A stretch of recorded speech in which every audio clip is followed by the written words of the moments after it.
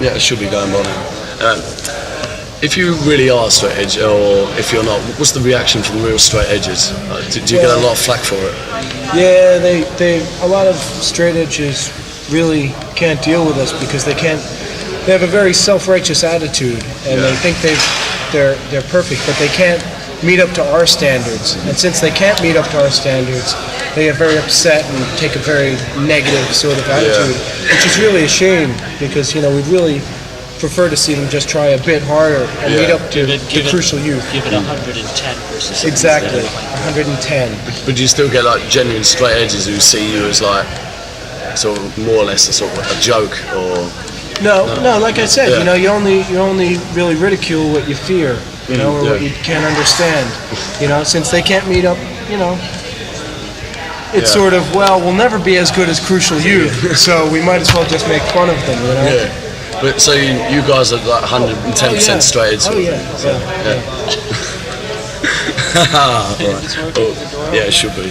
That's just a little bit of ventilation. Okay. Yeah. Anyway, out come the dubious questions. What's the present lineup, and who plays what, and when did you start to form? Okay. Formed in the summer of 1986. Yeah, and that's when Jim was still a disbeliever, and he sort of scorned us. Yeah. He saw the light. I did. Later on. This lineup's been around since November. November of '86. Yeah, and Gentleman Jim on bass, Maynard Krebs on guitar, Melvin Berkeley on drums, and of course Joe Crucial, the dyno force, you could say.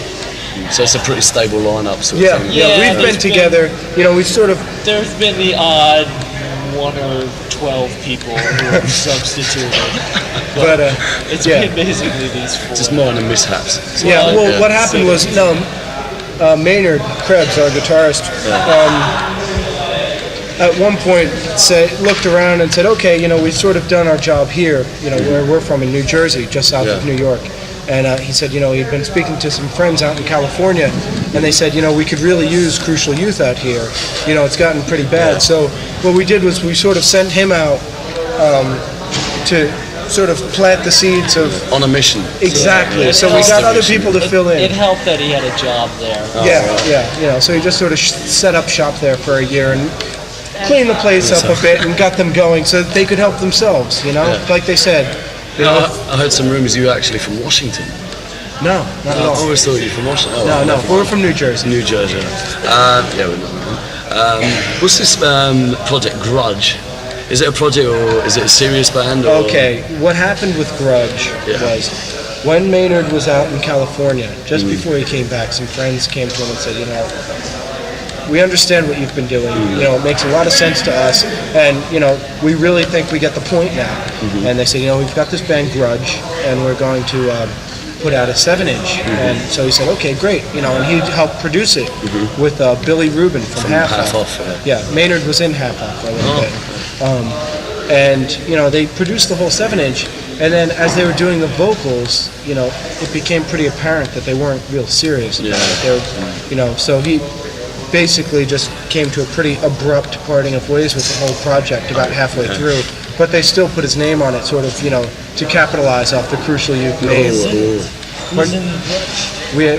It's people out in California. I don't know them. Maynard would know. We're not at liberty to say. Yeah, we'd rather just not talk about it and leave that behind us. Fair enough, right, next one. What would be your influences, not only music? First start off with music. That's why most people would listen to us. We'd say Youth of Today, Minor Threat, the main straight edge bands, but then also, some people you wouldn't expect. Yeah, people you wouldn't expect, like, Stryper, and, the New Christie Minstrels, Don't know that. Oh, they're an American folk band. Oh, right. Just... wide range of stuff. Early Cream, before Disraeli Gears, stuff like that. So, that musically. And then as far as inspiration... Boy Scouts. Yeah, the Boy Scouts of America, the Koran, the Bible. I think, probably the obvious one is Dr. Norman Vincent Peale's The Power of Positive Thinking. That really, to us, was the one that really brought all the outside forces The one that hit the nail on the together head, yeah. into one thing. You Put the know, whole sandwich together. exactly. Sort of the mayonnaise of Crucial Youth, if That's you will. good. You could call it that. Changing a totally different subject. Where would you like to play the The most? Acropolis, without a doubt. In Greece. Yes. I would say the Colosseum, but they're talking about building up the broken part. None of these buildings falling down, none of these have half a walls down. I want the Acropolis. Well, they said they would renew the Colosseum for us if we would go over They put a roof and on it, they said, in case it would rain. so it would be the Colosseum Dome. You know, Any particular reason why? Well, the seating. Festival seating we're sort of into. So you would more enjoy a whole festival like with all different bands, or Exactly. just Crucial Oh Youth? no, not just Crucial Youth. and we want it to be a united everyone. Yeah. Yeah, great. Ask me a question. Ask you a question. Yeah. Can you buy anything in Whitstable aside from oysters? And lame fish. There's the dubious fish and chips. Right, But right, I don't think they steak. go down very well in the posse machine, do they? Now that actually, I think tonight I showed that short-circuited the posi machine. I just felt very negative after the fish and chips. They were making us feel rather negative, you could say. Yeah. No, I went to Omar's Kebab down the street, and that was really good. He's a nice guy, Omar. That's where I got the fish. Oh well, I didn't have the fish. So you guys do eat meat then? You don't follow like The the four usual food to do? groups. Four food groups: four, meat, yeah. dairy, vegetable, and grains. You have to have I tend a to little bit stay of meat. towards fish and not eat like red meat. Oh, right, yeah. So Oh, never mind. eggs are okay though. What's your sort of outlook on like vegans, like the ultra really? My girlfriend actually is flirting with being a vegan. We still went out for ice cream a few weeks back. She had the tofuti. No, she went for the excuse me. Sorry. She went for the New York Super Fudge chunk or something. So the college I went to this past year, a lot of vegans, vegetarians. I'm worried they're not going to get their protein and stuff, but if they can supplement their diet well, we're behind them. If your just one concern is you're not going to get the proper protein. Yeah. Fair enough. Not that we hold any particular allegiance to say, beef farmers or anything like that. Pick the beef off the tree. We feel that they could become soy farmers just as easily. Yeah. So what's your attitude on people who say like, oh, you got to eat meat and you got to drink to be a man and stuff like that? It's a shield they're putting out. Yeah, no doubt. They're just, they're ashamed of themselves, and that's why they have to all stick together. That's why some people say some of our songs we go for too hard attack. We have to break down that shield and then enlighten them. Right.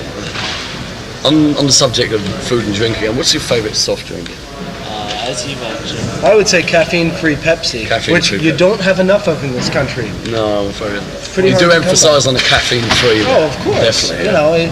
You drink too much caffeine, and it's especially a problem here in the UK. With 4 o'clock every day, tea time. And it gives you heart palpitations, and you get people who are wired on caffeine, and you never know what's going to happen. The guy who put out our record really too much tea. Yeah, far too much tea. He's a wild man. My favorite soft drink, I don't know. I tend to. Root beer is nice because people think, oh, that's a caffeine drink, but it doesn't have caffeine. It's caffeine-free root beer. Great with pizza. Yeah. That's a root beer. Are you in contact with any other, not particularly straight edge bands or just normal, say, American or worldwide bands? Who would we be in touch with? Well, Half Off, or not Half Off anymore, they've broken up. But Haywire, which is Billy Rubin's new band. Are they from California as well? California. We're friends with the people who used to be Dag Nasty, particularly Pete, the singer, and Doug, the bass player, who's in the Descendants. I work at a club in the U.S., so I'm sort of in that buddy. Yeah, buddy with the stars, if you will. What's your view on Brian Baker from Minor Threat joining that glam sleaze band, Junkyard? Well, or would you rather not talk about it? He's. This is off the record. I haven't heard the record yet, so. No, I haven't heard the record yet, so I can't really judge it. But I'm really kind of disappointed in him. After he did you know, the Minor Threat. Then he was in the Meatman, and everyone thought, oh, that's it for Brian. And then, you know, he came back with Diagnosty, and everyone was pretty happy about it. And now he's fallen again. I think he's just flipping the coin. I think a couple of years he'll be back. He might even turn up on the next Crucial Youth record. You can never be sure. Never be sure. Never be sure. We're trying to, you know, set this record of having more members than Menudo. It's a very tight race, but I think we're leading it by one. Yeah. We have, I think, 74. They have 73. You know, You're still winning there, so. This is the Crucial Youth table, pal. Smoking is for squares.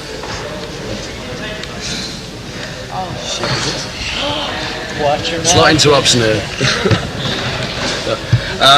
So you know the band Stikky from San Diego? No, I don't. Well, I think Krishna might, but I mean, everyone. I've heard their name about 1,000 times in the past month. Because they swear by Crucial Youth t-shirts. Whenever you see a picture of them in Maximum Rock and Roll, they have also got the Crucial Youth t-shirts. They swear by it. It's sort of been the new uniform for, you know, American hardcore. Because we're inspirational. And they're very fashionable. Do you think it might overtake the checkered shirt and the bandana? Do you think the Crucial Youth t-shirt might overtake that? Far surpass it. At the beach, you know, at the dinner table. Even the cholos, you know, the guys with the checkered shirts and bandanas. What's underneath that checkered shirt? Huh? What's really closest to their body and to their heart? We can guess. Yeah, I think so. So when's Crucial Youth, the movie, coming out then? I've drafted the first script, and we're working on the ending's a bit weak.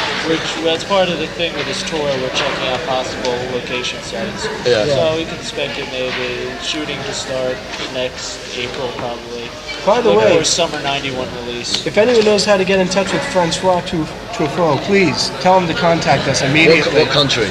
Pardon? Is he American or? No, Francois Truffaut. Is he French? Truffaut? Sounds like a French name. Yeah, he's either French or Belgian, I think. He's French. He's French, okay. And he's dead. Oh, well, if any of you out there have a Ouija board, no, never mind that then. But Crucial Youth, the board game, might be coming out much sooner. Look for it, definitely. What particular, would it be on any multinational, like Parker Games or Atari? Possibly video game? Possibly, but most likely put it out independently. Because they're just too concerned with making money. We just want people to have fun and educate themselves while having fun. Have you any other sort of original ideas of putting your message across besides music and films?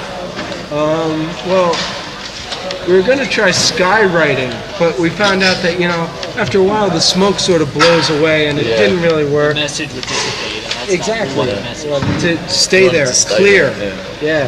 So, other than that, I mean, you know, someone had suggested, you know, Crucial Youth tattoos of the 4 rules or something like that. We're not into tattoos. It's a bad, you know, we're working on a new song now, an anti-tattoo song called Scarred for Life. And, you know, we really have to take a stand against tattoos, especially, you know, these people are getting really, you know, skulls and knives and stuff on their arms. You know, you walk around with that. Do you think it's a macho image then? It's a shield. You know, it's just something that they're trying to, you know, scare people off because they're kind of afraid of dealing with people one-on-one, and that's not what we're about. You know, and then later on you try to deal with someone, and how are you going to try to talk to someone, you know, say to get a job interview or something, if you've got a big bat tattooed across your face, you know? It's kind of a drag. Is this Batman thing really taken off in America as well? Batmania is great. I'm the only person in the US who has not yet seen the movie. It's not out in the UK or Europe yet. Get ready. Really? But it's building up already. Strap yourself down. It's been building up the past 3 months. Is it a cool movie though? It's a bit violent, but Batman seems pretty positive. Was it worth all the hype, do you think? We've got a lot of hype in the US. It was good. He seemed to be concerned for everyone, so I think we'd support him. Is that true that Batman gets laid in this film within the first 5 minutes? I think I went out for popcorn at that point. I couldn't tell you that. Oh well, never mind. Anyway, that about wraps it up. Have you got any final words for anyone out there? Any special messages? Keep the faith. No, we'll just leave them with the 4 rules. You know, that's sort of what Crucial Youth's all about. Be straight, don't be late, bench your weight, don't masturbate. Thank you very much. Thanks a lot.